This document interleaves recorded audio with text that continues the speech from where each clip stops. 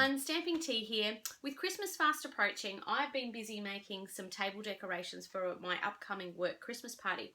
I've been using the Home Sweet Home framelit dies from Stamping Up and putting together quite a few of them, as you can see in the background.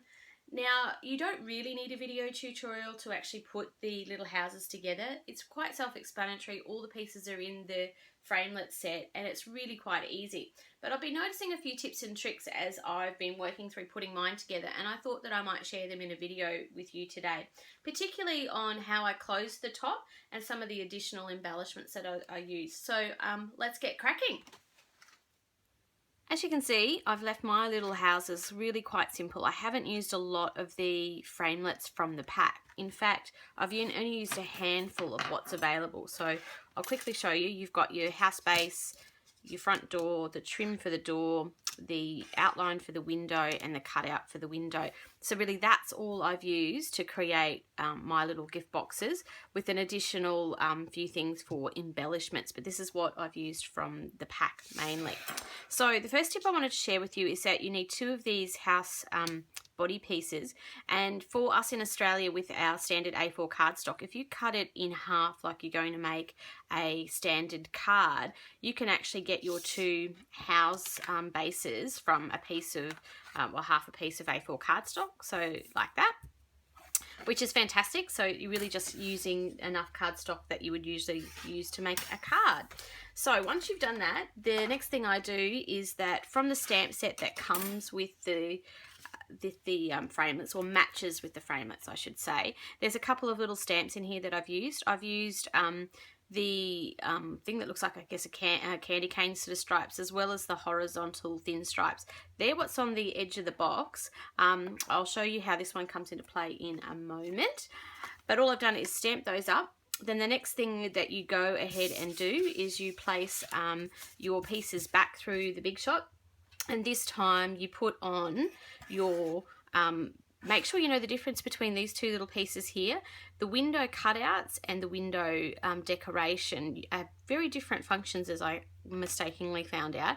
The little window cutouts cut the 4 holes for the windows. So on your 2 pieces, you need both of those on the panels with the long pieces, because they're your sides. And then I cut a little door out of as well. So you need to run them through the Big Shot. I also put some tear and tape on the side ready for them to assemble. Now you'll also then run through and grab 2 of the little framing pieces for the window. You'll also go and grab a framing piece for the door. So this is just an early espresso cardstock. And then I didn't want my door to be the same as the rest of the house, so I just took a scrap piece of real red cardstock, put the door framelit on it again, ran it through the Big Shot, and of course it makes a cute little door like that, but I don't want the door mechanism, so all I do is I grab my scissors and I cut the door all the way out like that. I throw that piece away, and then I have a nice little door cover that covers on like that. So these pieces all just have to be glued on. I use Tombow for my front door just to be glued on messily like this.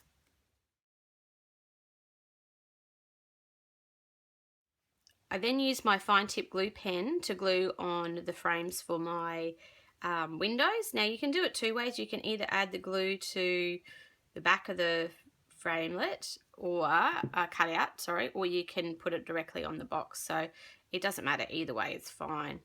And you've got to press it down and hold it with the fine tip glue pen for a little bit.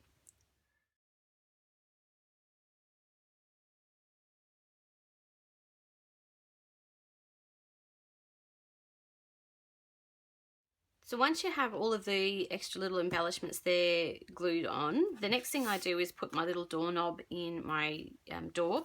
So I just grab the piercing mat and my piercer and put a little hole where I think a doorknob would be great to go. Now, I've used retired Stamping Up brads. You can use whatever brads you have on hand to do your doorknob. It doesn't really matter. Let's just grab one.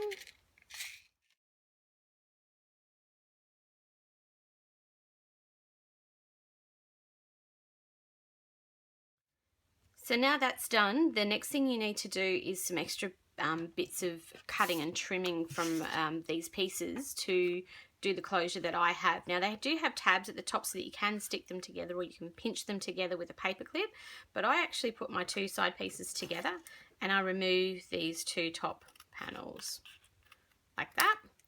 And then I also grab my, I've got tools everywhere here, my hole punch, and I come in and I punch a little hole sort of about the middle and about halfway down. It doesn't have to be accurate. It's not rocket science. Just about is good enough. So that's the next bit of preparation that you need to do. So that's everything to get the pieces ready before you assemble them. So then you're just going to take your bone folder and score along all the crease lines.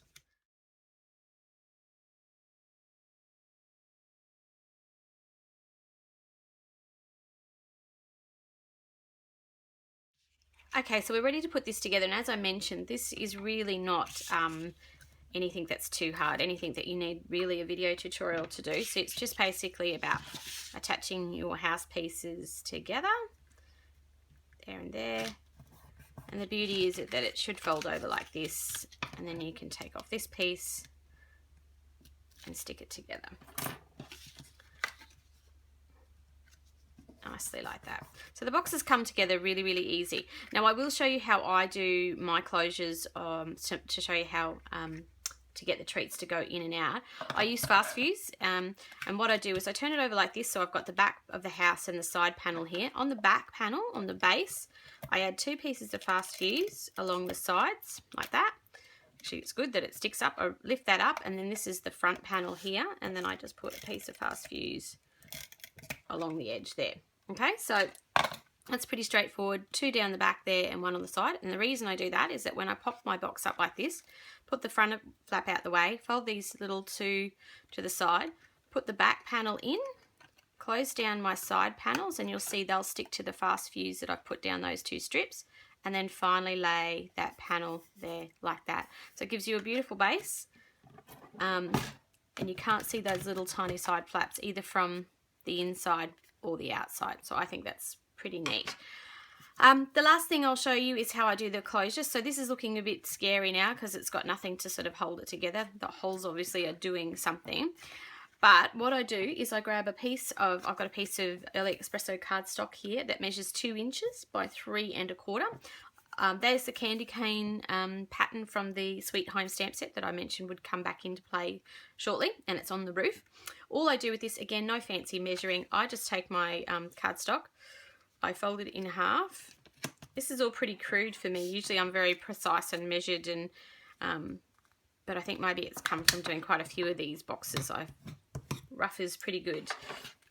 I'll grab my hole punch again, same thing, no measuring, come back in about the middle, about a little way down from the top, and you're going to put another set of holes there, like that.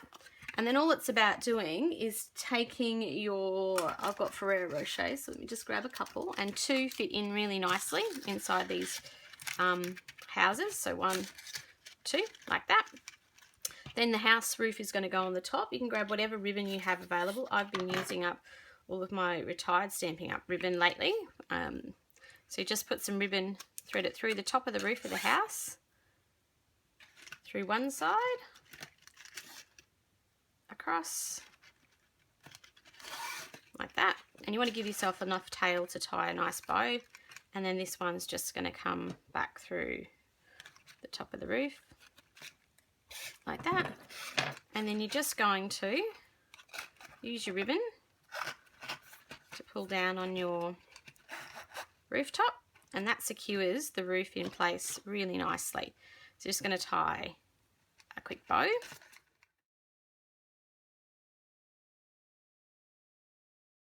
So now I just want to show you how I make the little wreath for the front door. So I've just got some Emerald Envy cardstock here. I've used some Emerald Envy ink and the leaves from the Sheltering Tree stamp set from Stampin' Up. Just stamped them randomly on a piece of that cardstock. I have used the smallest of the scallops from the Layering Circles framelets die, and I did use one additional piece from the Home Sweet Home framelets, which is this little tiny circle here.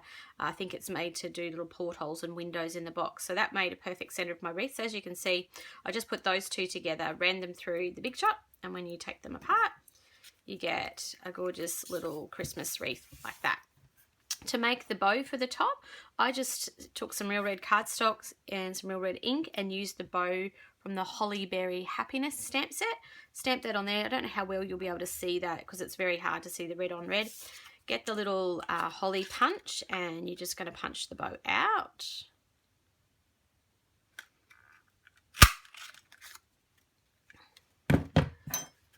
So you're just going to then put the bow onto the wreath, and I just used some mini glue dots to do that.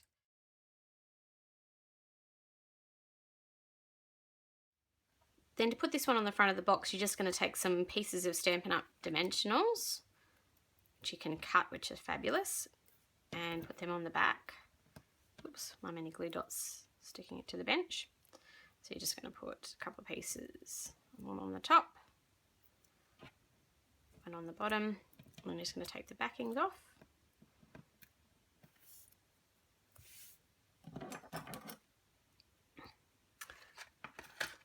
And then you're just going to place the little Christmas wreath above the window like that. So pretty much that's it, team. There's not a lot to the box, but the tips I wanted to share was how I get my different coloured front door and the little closure, plus some of those ideas around the decorations. So I've got a few more of these to make, so I better get a wriggle on because our Christmas dinner is not too far away. I hope you enjoyed that one. Bye.